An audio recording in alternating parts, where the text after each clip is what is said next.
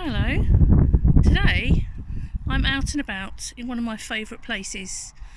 It's a little reservoir in North Weald. A story about somebody in his favourite place. It's called The Rescue Party.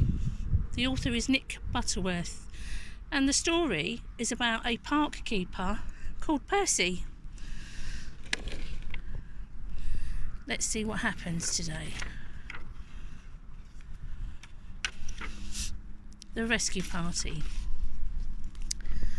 "What a perfect day for doing nothing," said Percy, the park keeper.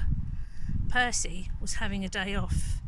He and some of his animal friends had brought a picnic to one of their favourite places in the park.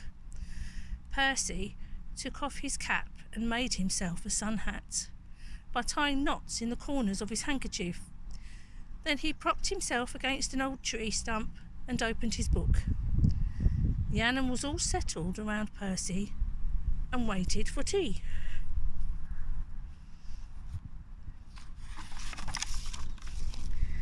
It was warm in the sunshine, and soon everyone began to doze. Suddenly, they were disturbed by the sound of laughter. Percy looked up. 3 young rabbits, 2 brothers and their little sister, were playing a leaping game in the long grass. When they saw Percy, the rabbits waved. "Hello, Percy. We're pretending to be hares." Percy chuckled and waved back as the rabbits went leaping away. The 3 rabbits were having a wonderful time. "I can jump the longest," said one. "I can run the fastest," said his brother. "I can jump the highest," said the smallest rabbit, and she jumped high into the air. Whee! But as the little rabbit landed, to her brother's surprise, she completely disappeared. She had crashed right through the rotten cover of an old well. The 2 brothers stared at the hole in the ground, and then they began to wail. "Oh no! Oh no! Help! The ground has eaten our sister! Help! Somebody help!" Somebody, of course, meant Percy. The 2 rabbits ran straight to him and told him what had happened. The other animals looked worried as Percy listened and sighed.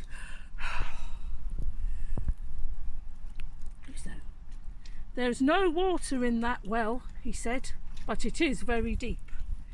He pulled on his cap and jumped to his feet. "We'll need a rope," he said. "Come on." Percy raced away with the animals following behind him.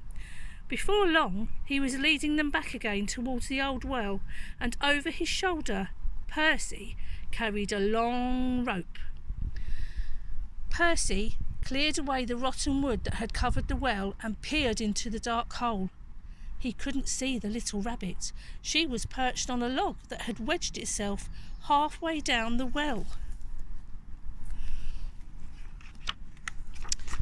"Hello!" called Percy. "Can you hear me?" A rather cross little voice answered. "I bumped my head." "But are you all right?" asked Percy. "I bumped my head," answered the cross voice again. Said Percy. "I think she's all right. We're sending down a rope," called Percy. "Tie it nice and tight and we'll pull you up." Percy lowered the rope into the well.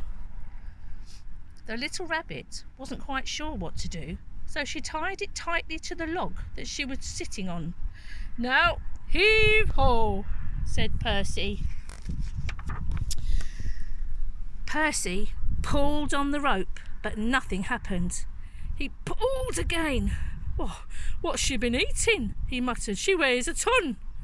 He pulled once more, but still nothing happened. Percy frowned. "Right," he said, "let's see what we can do together." Down in the well, the little rabbit was beginning to get used to the darkness, and as she gazed around, she noticed that there was a small opening in the wall of the well. wonder where that leads to?" she asked. At the top of the well, the rescuers lined up behind Percy, ready to pull on the rope. "Ready?" shouted Percy. "Heave!" Something in the well moved. "Keep going," said Percy. "She's coming." The rescuers pulled and pulled and pulled. They grunted and groaned and quacked and squeaked, and up came the rope. But as it reached the top, the rescuers got a terrible surprise.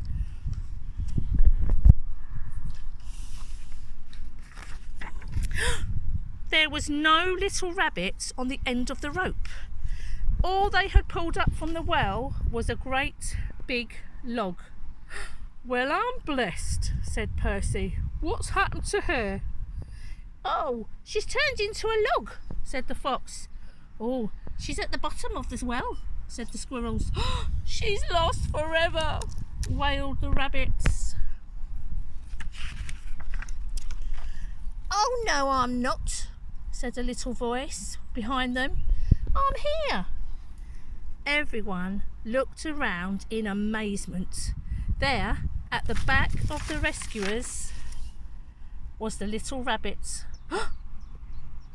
"I thought I'd help you," she said. "What are we doing?" Percy and the animals began to laugh.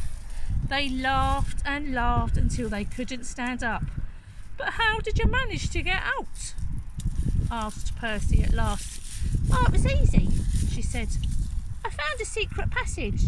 It comes up just over there."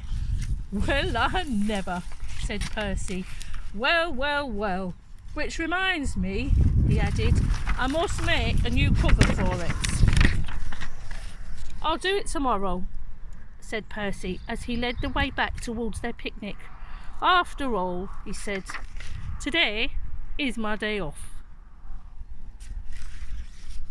I hope you're having fun, maybe walking around the local area and finding some lovely new places to explore.